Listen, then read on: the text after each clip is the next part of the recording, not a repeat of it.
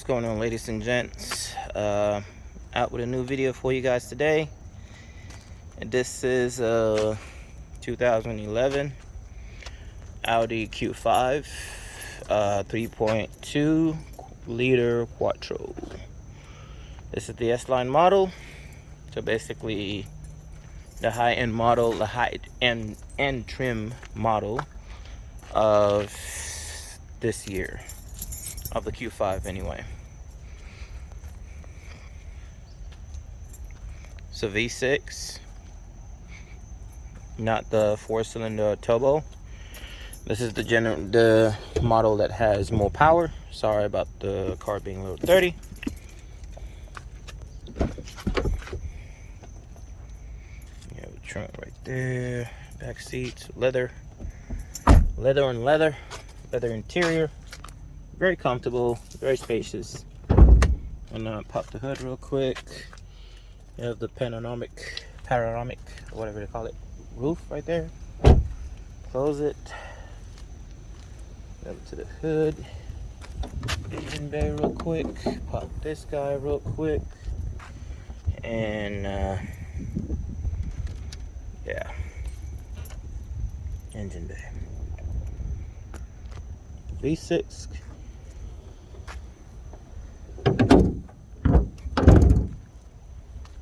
Model.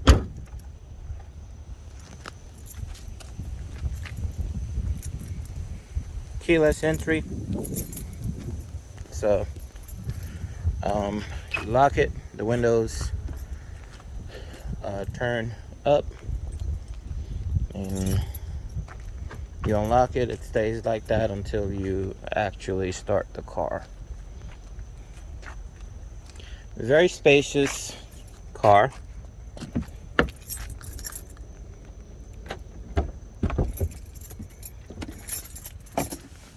The back seat is comfortable as well.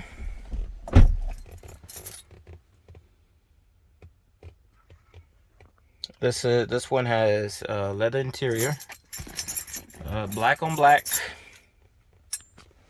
Well, black interior, basically.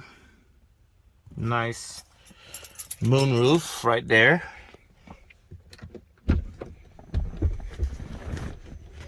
As well. Get out of the car and let's get on the road.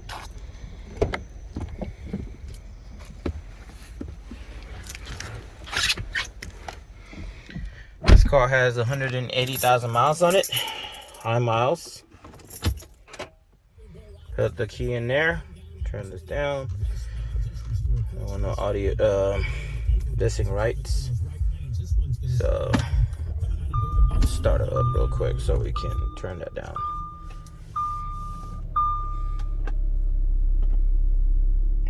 Automatic.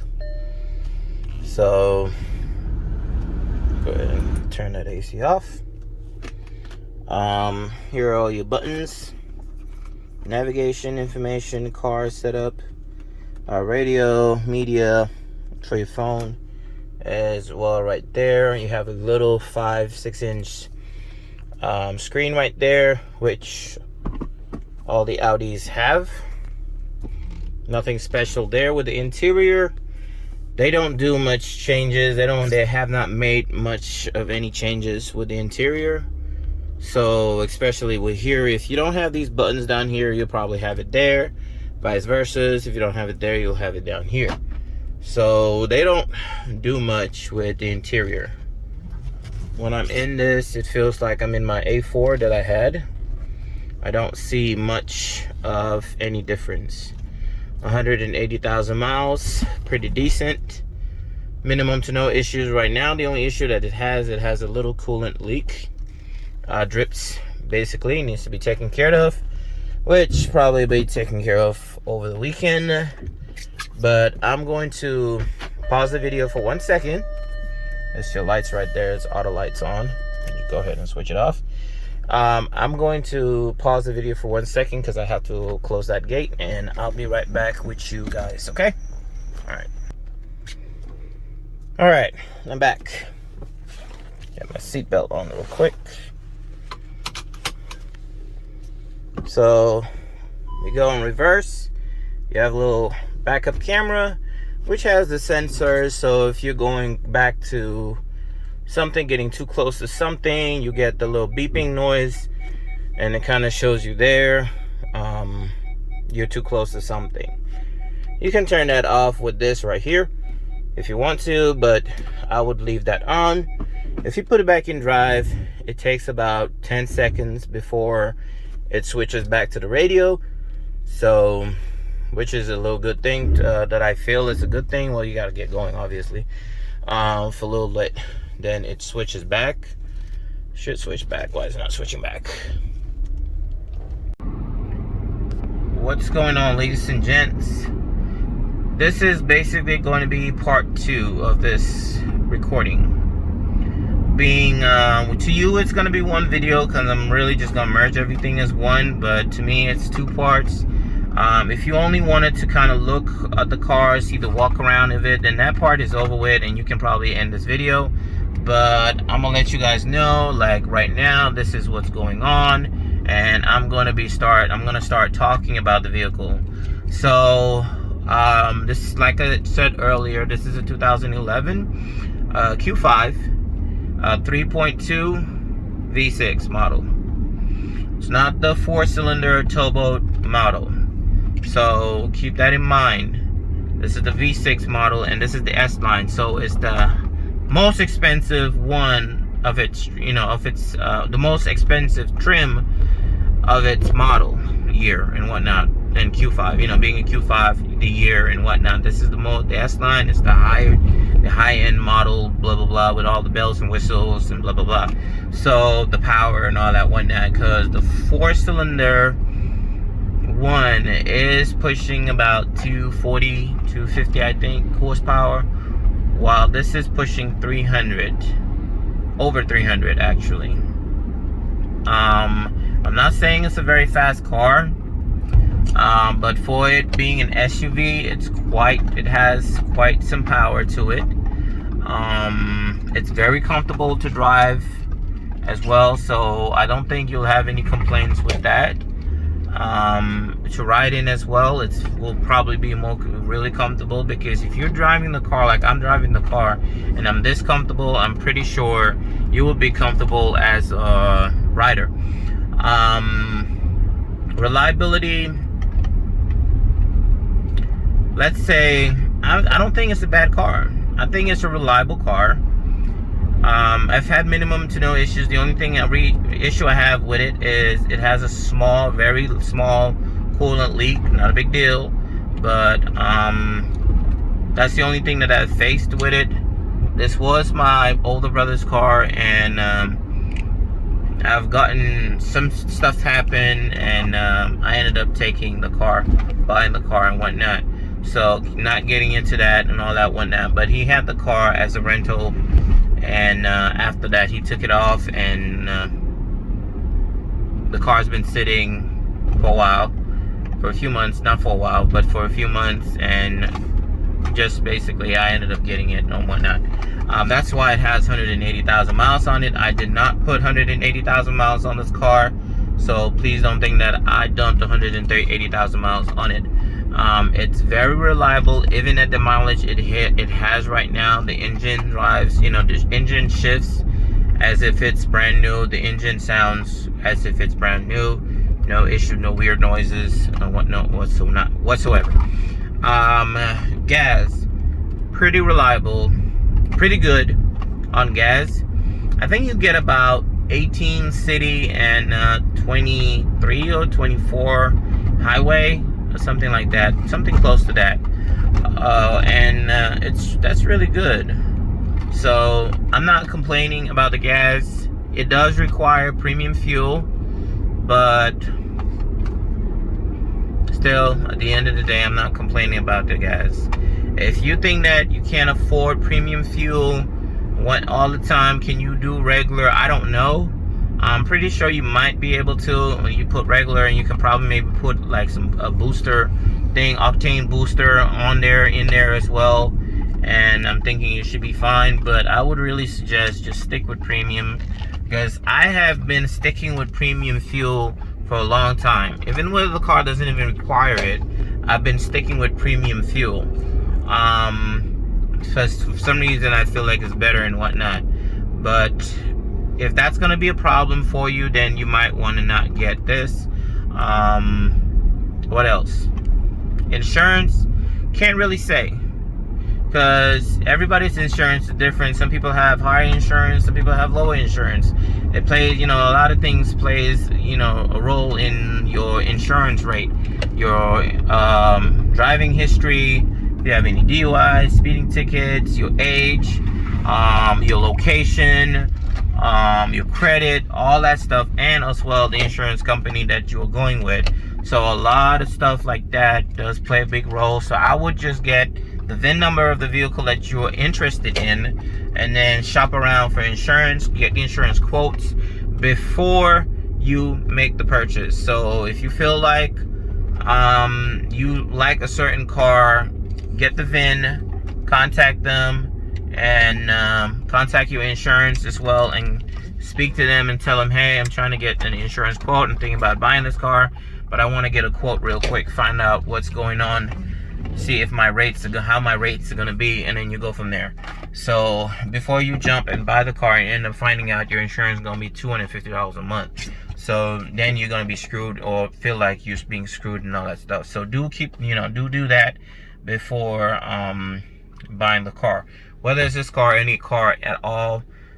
Try your level best to get the VIN number so you can check the Carfax, the history, and then get your insurance quotes as well before making that call. If you're financing one, I would try and pick up warranty as well. Not saying that the car is not reliable maintenance wise, I'm not saying that, but it saves you a lot, a headache. Basically it saves you a lot of headache. So try and pick up the warranty. If you can't, try and make sure that the car, have it inspected, check it out, make sure everything is good. Take somebody, if you don't know much about cars, take somebody who really knows and have them check it out for you. Take it on a test drive, 10-15 minutes test drive. If the owner looks like he's pushing for you to just do like a 2-minute test drive or anything like that, you want to back away from it, because can mean maybe he's trying to hide something with the car overheating, or it will start shifting weird, or anything of that nature. So you have to read the person as well to try and determine whether this car is this person, not this car, this person is trying to hide something.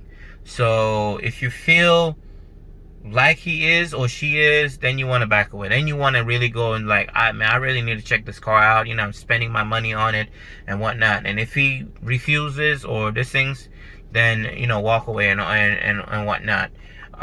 Some people don't have time and all that stuff, so you want to make sure you let them know ahead of time that you want to come check the car out, you want to take it on the test drive. So you want to make sure they will be free at that time. They'll have time for that. Don't go and sit down and they tell you, oh man, I have only 5 minutes, you can only check this car for like 2 minutes and stuff like that. Then those type of situations, you want to go ahead and wait until you can actually do a proper test drive before going any further with that deal. The price as well, you want to make sure the price is a decent price when you're buying it. Don't look at the miles and say, oh man, it says 180,000 miles, it's way too high, I don't want it, blah blah blah blah. Check the car out and whatnot. Before, I used to be skeptical about those things with high mileage cars and all that stuff, but check it out and see it. If it drives really good, then fine. It's a used car. At the end of the day, people have been using it, going back and forth to work and places here and there and all that whatnot. So you want to make sure you check on that, check on the maintenance records and whatnot, if they have any available. Check on that as well. But yeah, take it on a test drive, plug your scanner to it, make sure you have no codes, or if it currently has a code, make sure that it's not something major. If it's something minor, then look at the price and see, did he or she adjust the price accordingly because of said problem needs to be fixed, Or if he did not, then you can probably maybe use that to your advantage and say, hey dude, I gotta fix this. It's gonna cost me $100. Can you come down at least $100 or $80, $50 or something like that? Help me out with getting this fixed and whatnot. So, and it will fall with the seller, and the seller will say, yeah, okay. Or he may or she may have already said, I've already adjusted the price accordingly because of said reason, and go from there. But it is, to me, it's a good car. It's reliable. It's very comfortable. It's good on gas. It has decent amount of horsepower for an SUV. If you're looking to buy one for racing and all that stuff, then this is not going to be a good choice.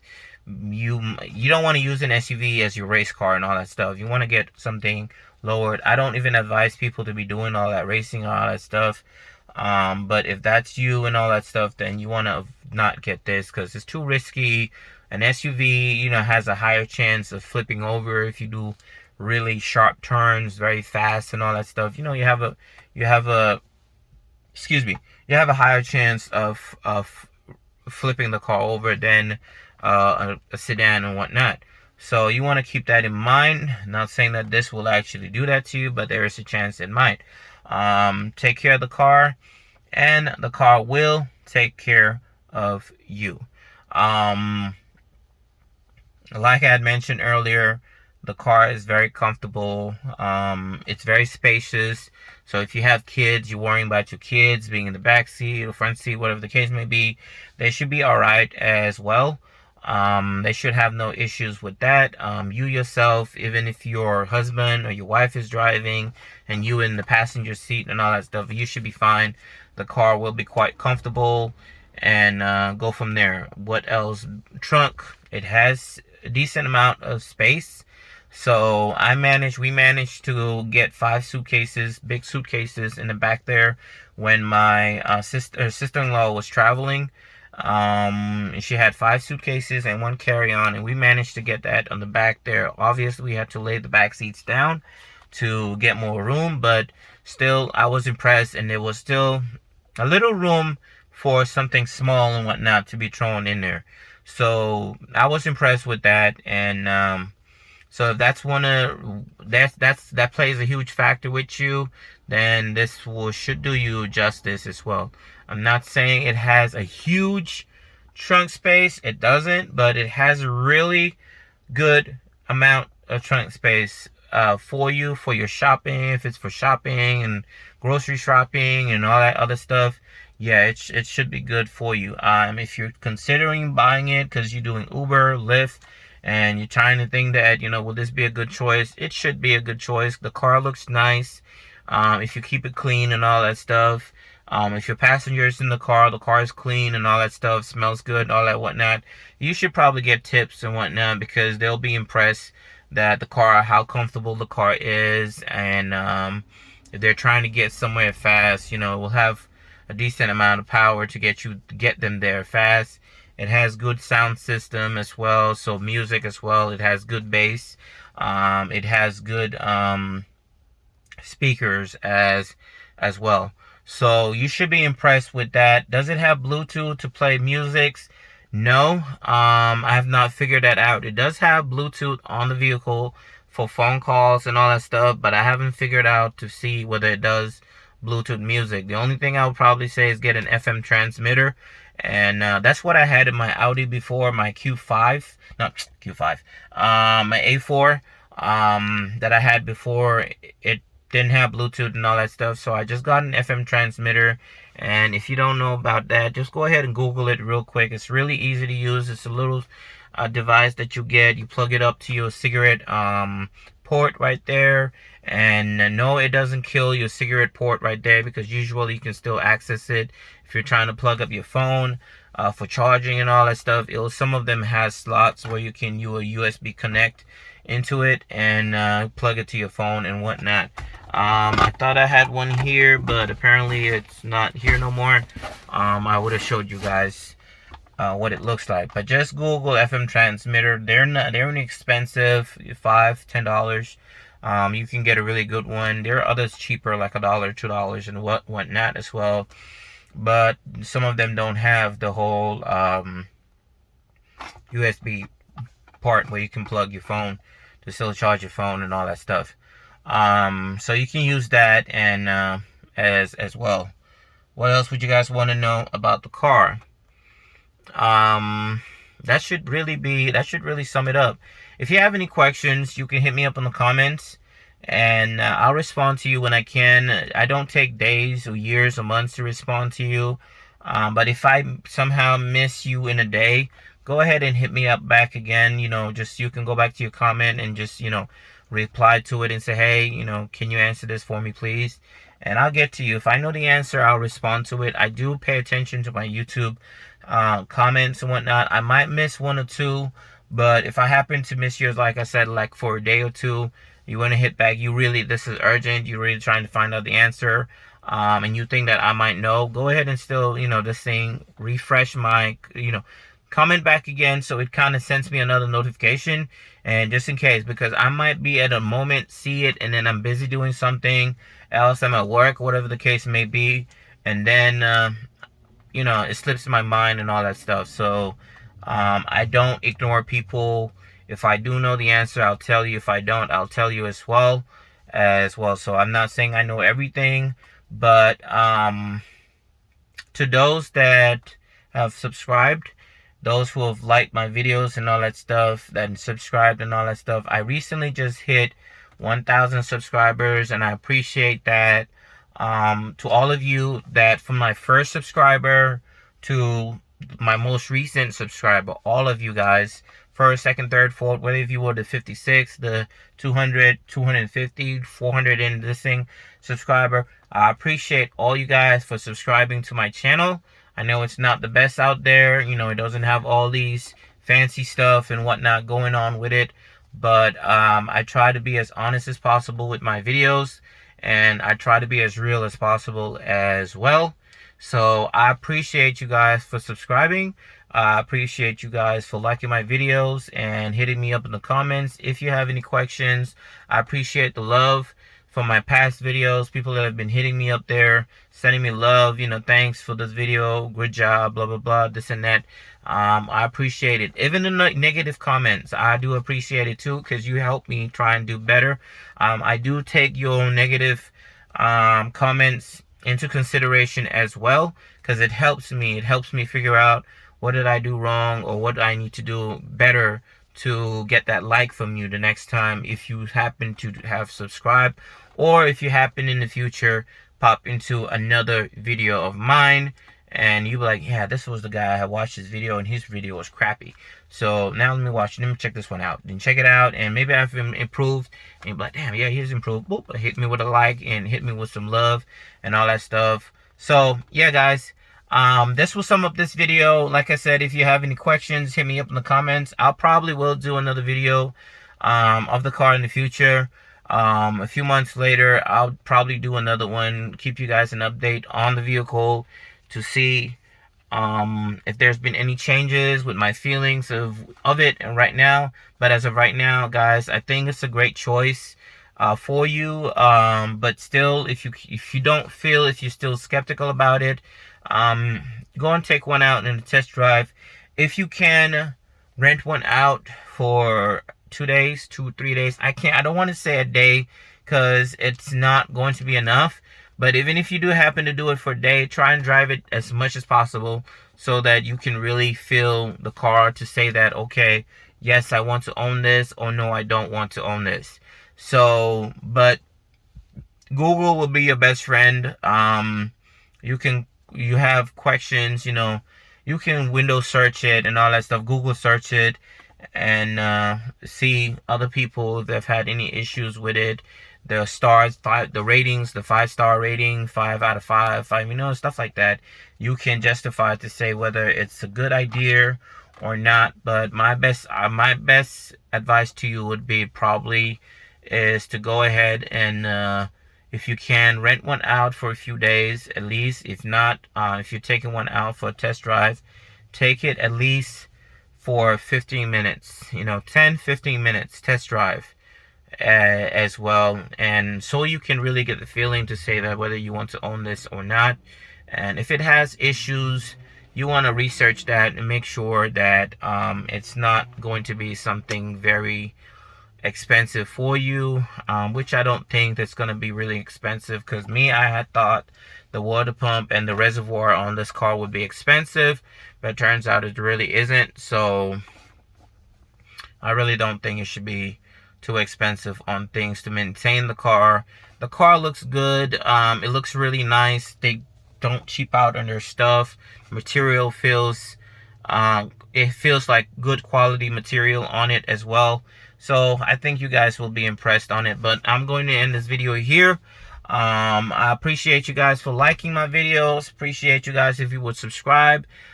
Hit me up in the comments if you have any questions or any concerns. Hit me up in the comments. And even if you have any comments, whether positive or negative, hit me up there. And appreciate guys, and I'll see you all on the next one. Thanks.